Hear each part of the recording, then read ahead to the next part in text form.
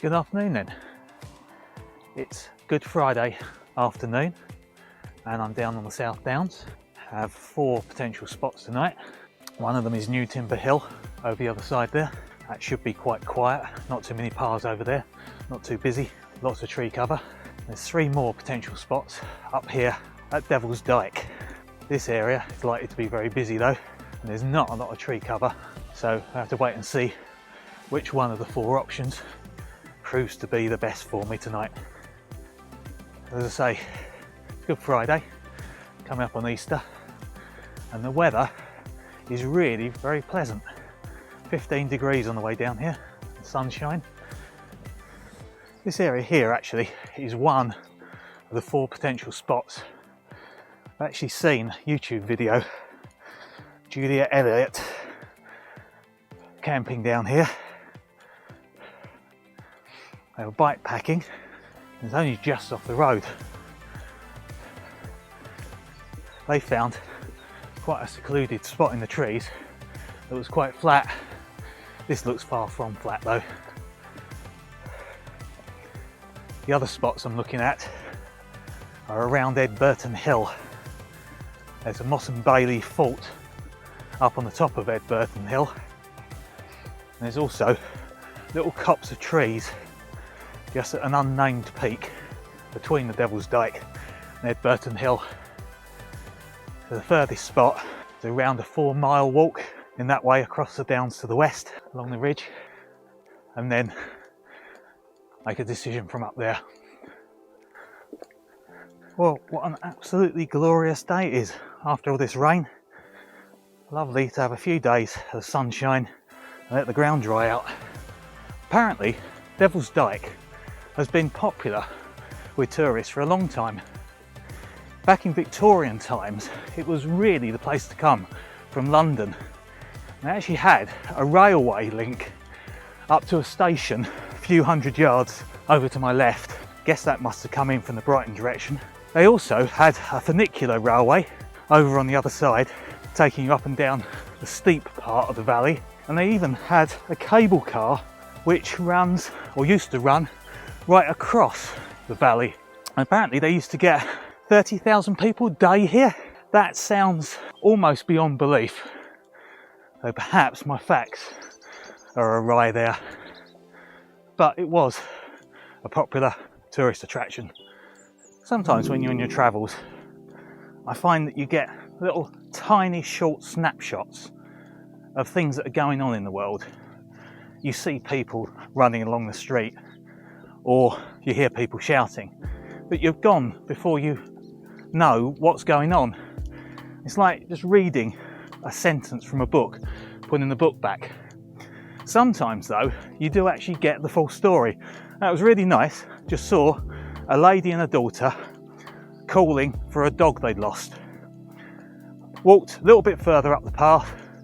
Young couple have found the dog. Fortunately, there's a tag on the dog. They phoned the mother and they reunited the dog with the owners. It's really nice when that happens. Previously, when I've seen people looking for a dog, you never really know the outcome of the story unless you have some way of contacting them again.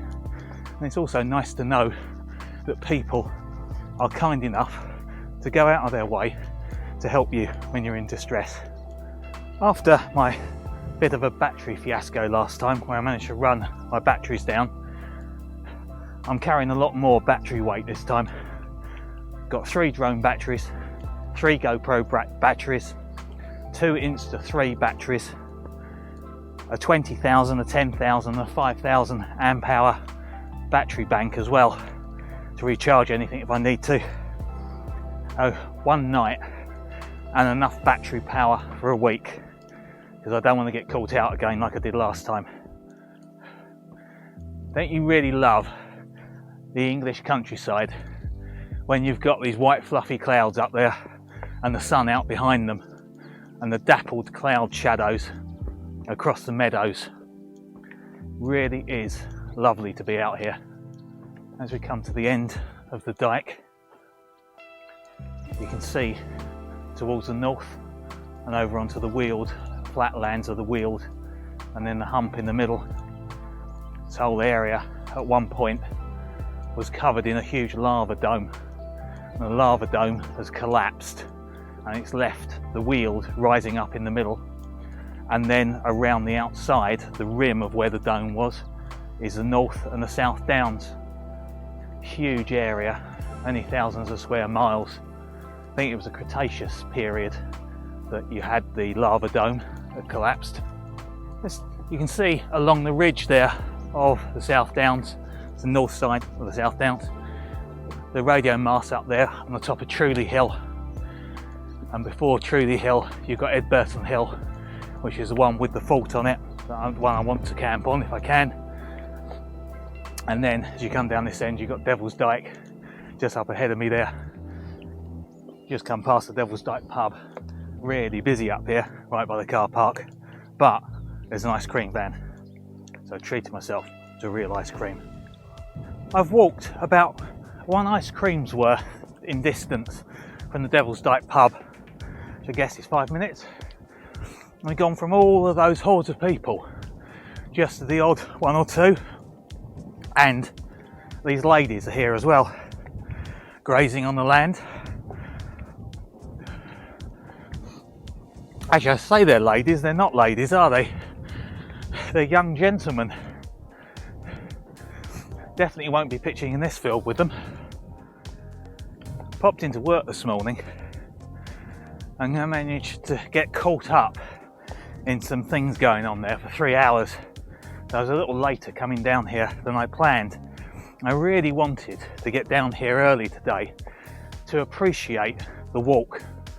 Last few trips I've done, they've been after work on a Friday, drive somewhere, walk a very short distance and pitch up.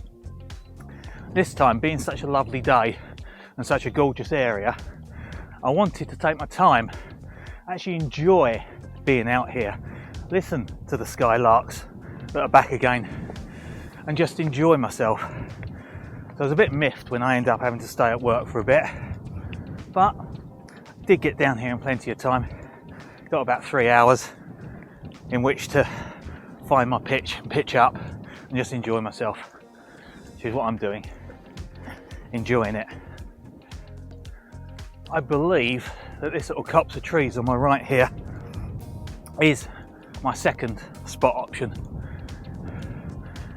Looks on the maps as if it's quite hilly, so quite sloped, and physically it does as well, but I will go and check it out just in case.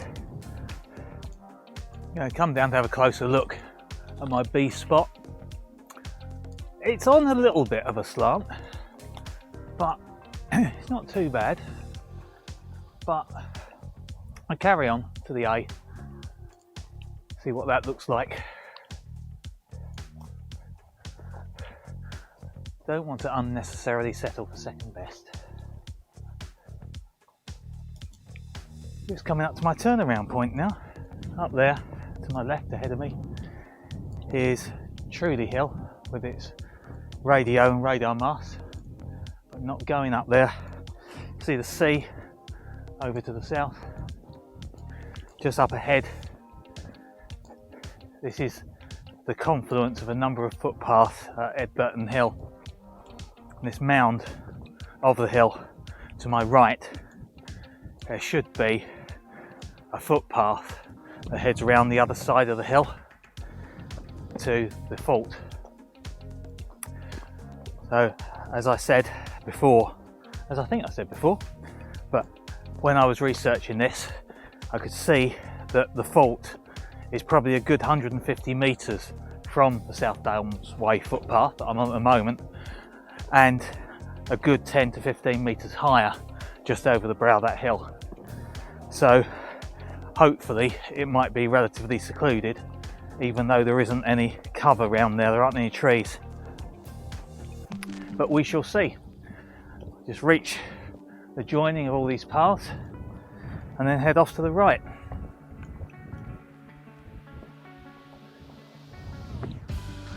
Well, I've arrived at the fault. It's quite breezy up here, Wasn't expecting it to be breezy, and I'm not entirely sure which tent I've got with me. I put two tents in the car, the Scarp and the Rainbow, and I'm not actually sure which one I picked up. I think I've got the Rainbow, but we will see when I pitch up. Either tent will do me. So here we are, top of Edburton Hill, Brighton over towards the sea, over that side there, Trudy Hill up that way, Devils Dyke that way.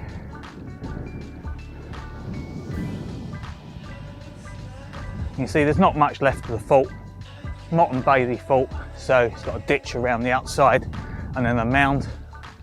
You can see the panoramic views from up here.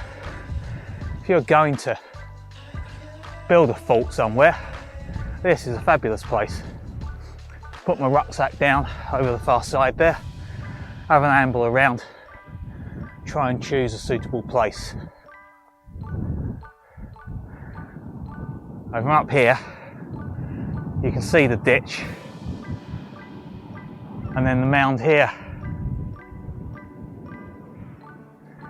Interestingly, if you look on the top of these mounds, there's depressions. I was reading before I came up here, they are actually grave robbers. That originally people thought that these were burial mounds, so they'd gone in there to try and get the bones out of the graves. It's not actually a burial mound, it is a mound that used to have a fort on the top. So of course there are no bones. It's not to say lots of people didn't actually die here, and that it could well be haunted. I could have my night disturbed by various ghoulish apparitions and the such like. Hopefully not though, but we will see. Just going to complete my circuit walking round and decide where it is I'm going to pitch up. Wind's coming from the southwest, so somewhere a little protected from it will be good. Should get the sunset down there along the downs, and hopefully sunrise in the morning up in the direction of the dike. Nice little flat spot down here. Thing is, it then drops away quite steeply. Wouldn't want to come out in the middle of the night and step the wrong way.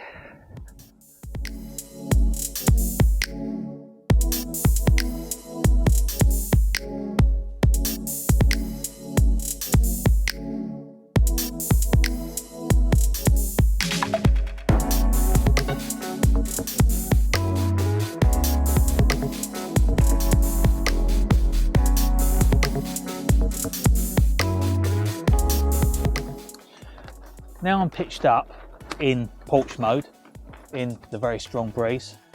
Thought I'd take the opportunity just to show you the mods that I've made to this tent, because it's the first time I've pitched it up in daylight since I made the mods. So what I found was that the inner tended to gape from the fly. So what I've done is I've sewn some shock cord onto the inner at 4 points and attached it with a cord lock to the tie back for the door.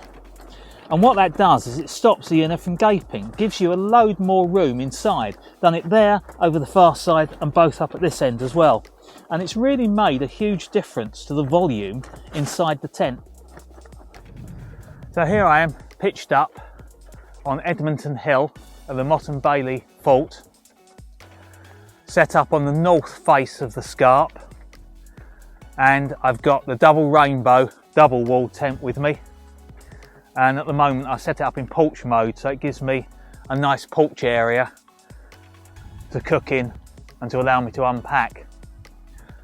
Up there to my left, to the west, is Trudy Hill with the transmitter mast up there.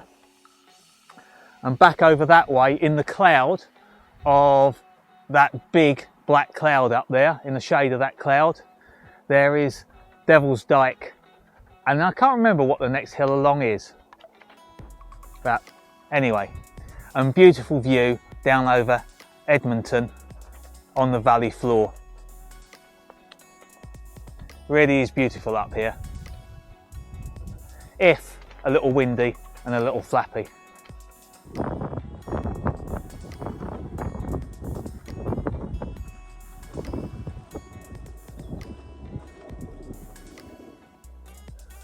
Well, looks like the sun is about to go down. Not very long now, just a few minutes. Looks like I might actually get a sunset as well. So after taking a few photos of my tent, the setting sun just in the background, it's time to toast today's demise of the sun and hope to see it tomorrow.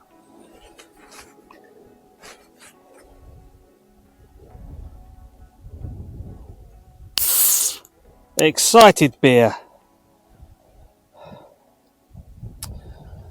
All the best, son. See you soon.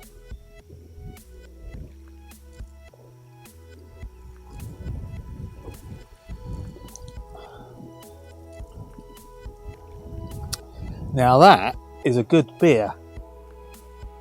This is the Fabulous Hazy IPA. If there's ever a good beer to toast the sun, it's this. I like this.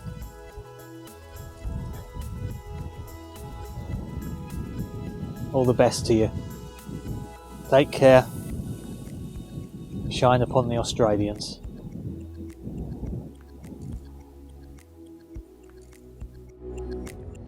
Well, the breeze seems to have abated a bit out there now. Definitely nowhere near as strong as it was earlier, which is quite pleasing because it's going to make it a lot easier to sleep overnight.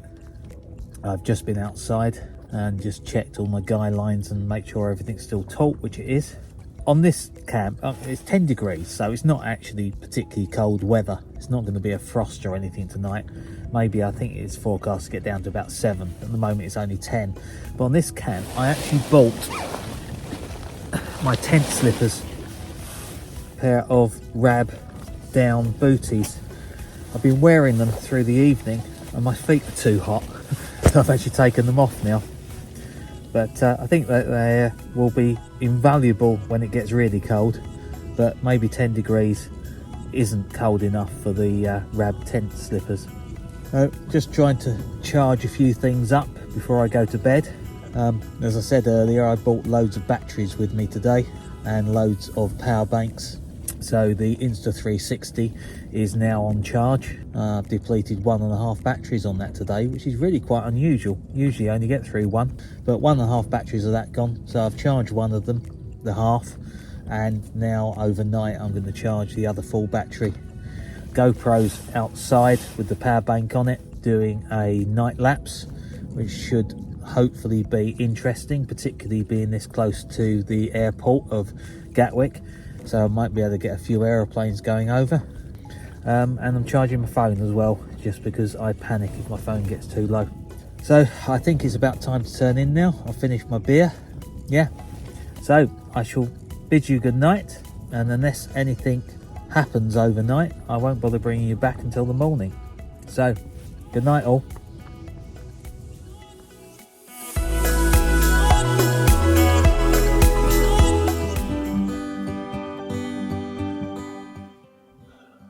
Well, good morning. The sun's just coming up and I've got my coffee. Nice warming cuppa first thing in the morning. And gloriously, down in the valley there, I have what is in effect a cloud inversion. I'm sure it's not actually a cloud inversion because I'm not high enough and I'm not above the clouds, but it's definitely a mist inversion and it looks very, very pretty. Over the other side, over towards the sea, there is none, so I think it's just the moist air that's coming from the sea in the strong breeze last night and has dipped down into the Weald and immersed all of the Weald, or at least for the 3 to 5 miles that I can see, has immersed it in this mist. It is very beautiful. Hear the odd dogs barking and the crows, The wind's died down a lot as well. My tent's sodden though, both on the outside and the inside.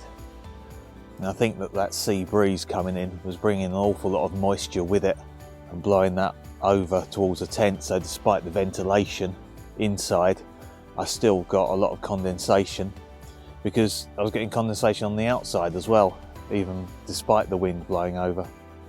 But as I say, I think that was all down to the moist air from the sea. Not the end of the world. Give it a shake off and a wipe down, and then dry it later on today. But for the time being, I'm going to soak up this view. It really is lovely.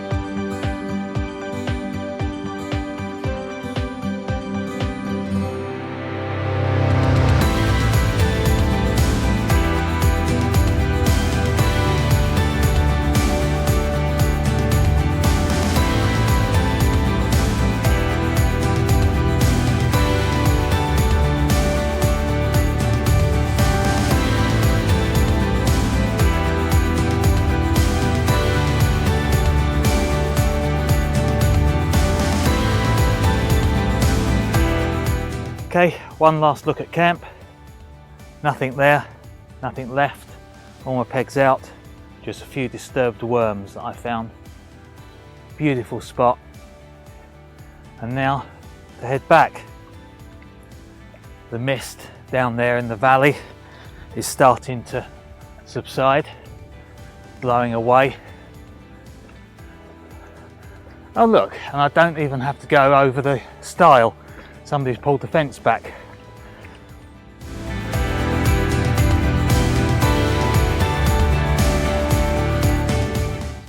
I was always led to believe the South Downs Way was busy at all times of the day and night.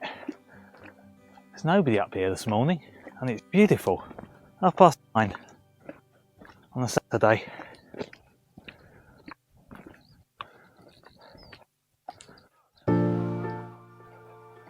Why are the cows running? Fucking dog chasing the cows.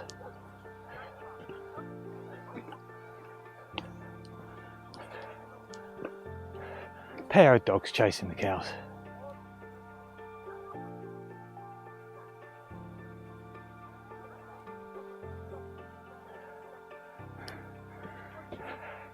Irresponsible dog owners, eh?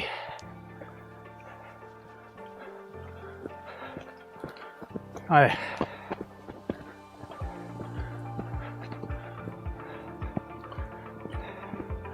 Get onto the Devils Dyke itself now.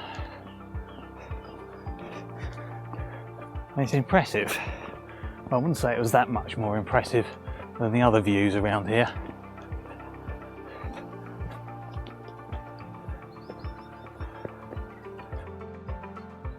Okay, with the last views here down into the Devils Dyke, coming to the end of another wild camp in 2023 on the Easter weekend. And what a fabulous one it was. You might not have the grandeur of Wales or the peaks or the dales, but my goodness, the views today have been absolutely fabulous. I couldn't have wanted more. The views with the sunset, the cloud inversion, they were the equal of my trips to Wales, but with a lot less effort to get to. I'm sure Wales does have a lot more to offer in terms of peace and tranquility and desolation. But the South Downs has an awful lot to offer if you go the right time in the right place. It can be almost as desolate and lonely and almost as scenic. But when you get a fabulous sunset, a fabulous sunrise and a cloud inversion, that is really sweet. I have to say, I think that this is one of my top 3 wild camps that I've done. The location, the weather and the natural events have really been absolutely phenomenal this weekend. I was going to say weekend, it's not really weekend, is it? It's Friday and Saturday. Really fabulous, really enjoyed this one. As I enjoy them all in different ways, this one is going to be a memorable one. So now just to make my way the last few hundred yards to the car, pack up and go and find myself a breakfast to get somewhere on the way home. So I will bid you all farewell. Thank you for coming along on this journey, and hopefully you enjoyed it, even a small fraction of as much as I did. Thank you all.